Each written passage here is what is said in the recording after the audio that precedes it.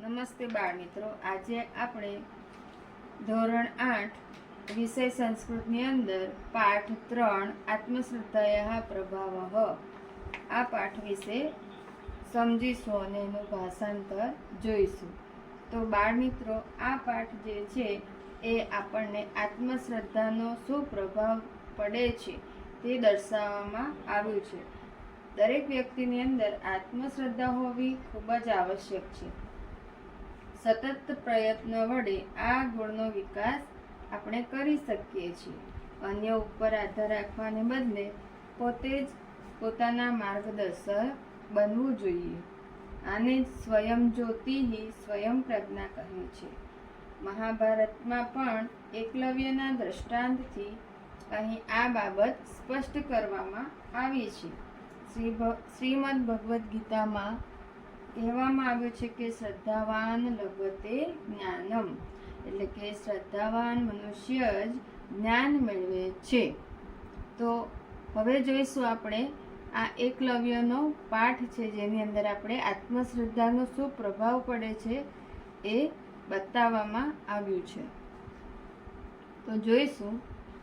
એકઃ બાલકઃ આસીત. આસીત આ જે પાઠ છે એ આપણને સંપૂર્ણ ભૂતકાળમાં દર્શાવવામાં આવેલો છે. એ આસીત એટલે કે હતો. એક બાળક હતો. તસ્ય નામ એકલવ્યઃ આસીત. તેનું નામ એકલવ્ય હતું.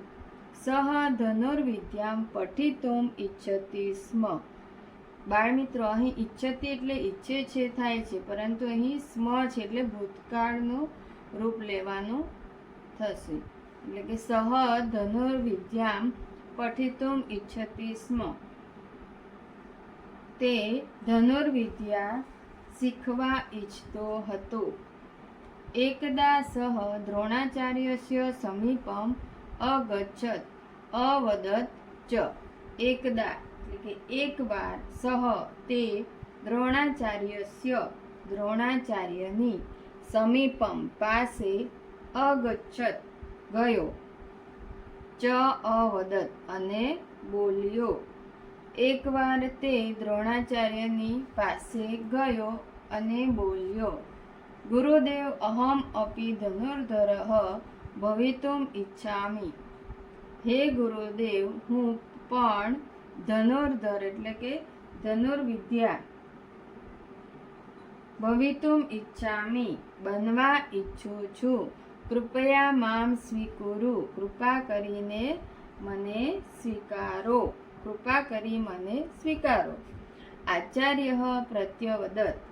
આચાર્યે પ્રત્યવદત, પ્રતિવત્તા વદ એટલે કે પ્રત્યવદત અહીં ઉત્તર આપ્યો. અહમ કૌરવાન પાંડવાન ચ પાઠયામિ. અહમ એટલે કે હું, કૌરવાન એટલે કૌરવો, પાંડવાન એટલે પાંડવો. હું કૌરવો અને પાંડવોને ભણાવું છું. અહમ ભવતઃ શિષ્યરૂપેણ સ્વીકારમ કર્તુમ ન શક્નોમિ. અહમ એટલે હું, ભવતઃ એટલે તમારો, શિષ્યરૂપેણ શિષ્યના રૂપે અથવા શિષ્ય તરીકે, સ્વીકારમ કર્તુમ ન શક્નોમિ સ્વીકાર કરી શકતો નથી. હું તમારો શિષ્ય રૂપે સ્વીકાર કરી શકતો નથી. પરંતુ આચાર્યમ પ્રતિ તસ્ય શ્રદ્ધા શિથિલા ન અભવત. પરંતુ એટલે કે પરંતુ આચાર્યમ પ્રતિ આચાર્ય પ્રત્યેની તસ્ય શ્રદ્ધા તેની શ્રદ્ધા શિથિલા ન અભવત. શિથિલા એટલે કે ડગી નહીં, એટલે કે અડગ. ન અભવત ડગી નહીં. પરંતુ આચાર્ય પ્રત્યેની તેની શ્રદ્ધા ડગી નહીં. સહ આચાર્યસ્ય દ્રોણસ્ય એકામ મૂર્તિમ અરચયત. સહ એટલે તેણે, આચાર્ય દ્રોણસ્ય એટલે દ્રોણની તેણે આચાર્ય દ્રોણની એકામ મૂર્તિમ અરચયત, એક મૂર્તિ બનાવી. સહ પ્રતિદિનમ મૂર્તિમ અનમત, તે પ્રતિદિનમ એટલે કે દરરોજ મૂર્તિમ અનમત, મૂર્તિને નમન કરતો હતો. પ્રાતઃકાલાત સાયંકાલ પર્યંતમ, પ્રાતઃકાલાત એટલે કે સવારથી, સાયંકાલ પર્યંત સાંજ સુધી, સવારથી સાંજ સુધી ધનુર્વિદ્યાયાઃ અભ્યાસમ અકરોત, ધનુર્વિદ્યાનો અભ્યાસ કરતો હતો. શનેહે શનેહે સહ, શનેહ એટલે ધીમે ધીમે તે કુશલઃ ધનુર્ધરઃ અભવત, કુશળ ધનુર્ધારી અભવત એટલે બની ગયો. એકદા તસ્મિન વને, એકવાર તે જ વનમાં ગુરુદ્રોણઃ પાંડવૈઃ કૌરવૈઃ ચ સહ આગચ્છત, એકવાર તે જ વનમાં ગુરુદ્રોણ પાંડવો અને કૌરવો સાથે અગચ્છત એટલે આવ્યા. એકવાર તે જ વનમાં ગુરુદ્રોણ પાંડવો અને કૌરવો સાથે આવ્યા.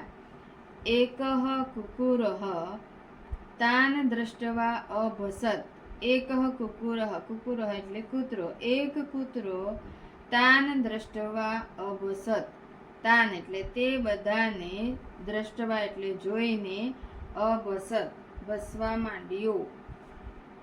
અર્જુનઃ ધનુષ્યમ ઉત્થાપયતિ સ્મ, અર્જુન ધનુષ્યને ઉપાડતો હતો.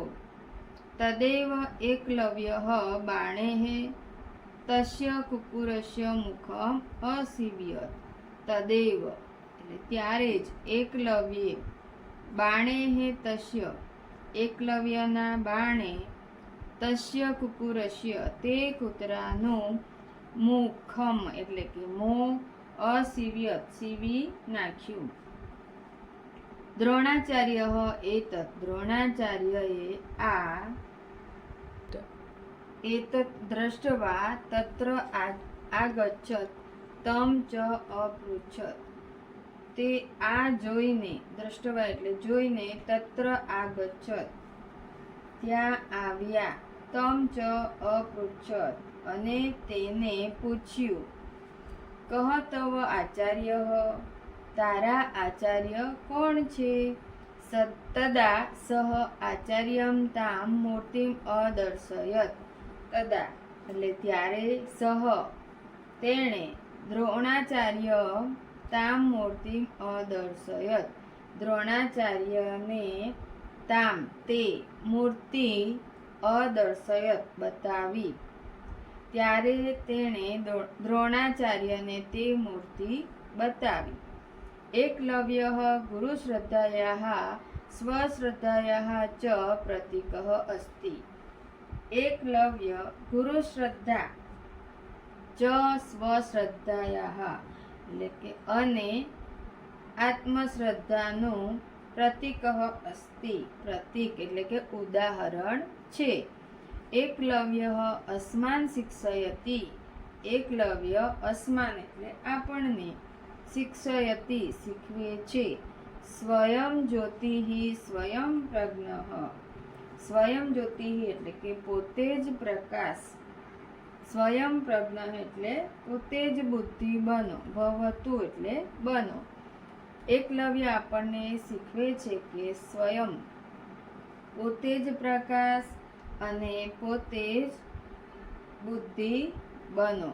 યદિ અસ્માસુ આત્મશ્રદ્ધા અસ્તિ, યદિ એટલે જો, અસ્માસુ આપણામાં, આત્મશ્રદ્ધા અસ્તિ આત્મશ્રદ્ધા છે અથવા હશે, તર્હિ કોઅપી સિદ્ધિઃ દુર્લભા નાસ્તિ, તર્હિ એટલે તો, કોઅપી એટલે કોઈ પણ, સિદ્ધિ દુર્લભા નાસ્તિ સિદ્ધિ મેળવવી મુશ્કેલ નથી અથવા દુર્લભ નથી. અનંતરમ આત્મશ્રદ્ધાયાઃ બલેન સહ શ્રેષ્ઠ ધનુર્ધરઃ અભવત. અનંતરમ એટલે પછી. આત્મશ્રદ્ધાયાઃ આત્મશ્રદ્ધાના બલેન બળથી સહ તે શ્રેષ્ઠ શ્રેષ્ઠ ધનુર્ધરઃ ધનુર્ધારી અભવત બન્યો. પછીથી આત્મશ્રદ્ધાના બળથી તે શ્રેષ્ઠ ધનુર્ધારી બન્યો.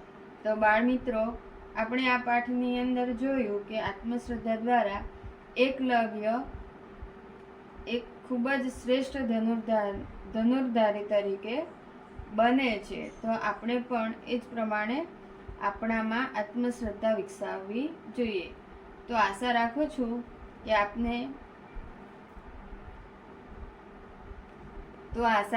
કે બાળમિત્રો કે આપને આ પાઠની અંદર સરસ મજાની સમજણ પણ પડી ગઈ હશે. તો મારો આ વિડીયોને લાઈક, શેર, સબસ્ક્રાઈબ કરવાનું ભૂલશો નહીં. આભાર.